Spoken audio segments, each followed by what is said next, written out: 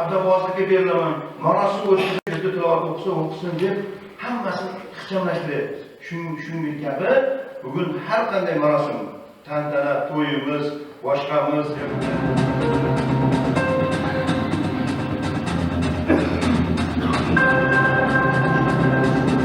bir asrdan oshiq bu jarayonga qarshi kurashishda davom etyapti. Lekin natijalar qanday tugayotganini ko'rib turibsiz. Misol uchun 2024-yilda O'zbekistonda o'tkazilgan to'y marosimlar bilan bog'liq hamma sarf-xarajatlar 12 milliard dollardan oshiq bo'lganligini ko'rsatdi.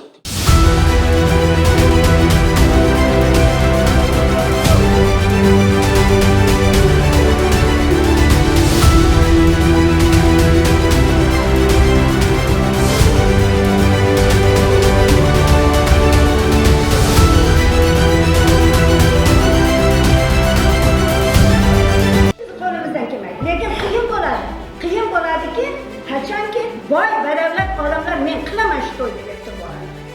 Ana shunday odamlarning oldiga biz ma'naviyat bilan chiqib turib, tushuncha bergan holda qilmasak, mana o'shanday qilgandan keyin boyagi kam ta'minlangan oilalarga boyagi pullarni bo'lib bergan, biz olib borib berganmiz o'sha narsani. Nima uchun qo'limizdan kelmaydi? Nega zerikishimiz kerak biz hozir? Jonimizni siz qilmasangiz, men qilmasam, siz qilmasangiz, ular qilmasa, kim qiladi bu ishni? Shuning uchun jonimizni xudo qilaylik. Shu yurtimizning, mahallamizning kam ta'minlangan odamlari bo'lmasin. Ertaga bir idoraga yig'lab kelmasligi uchun bu holat.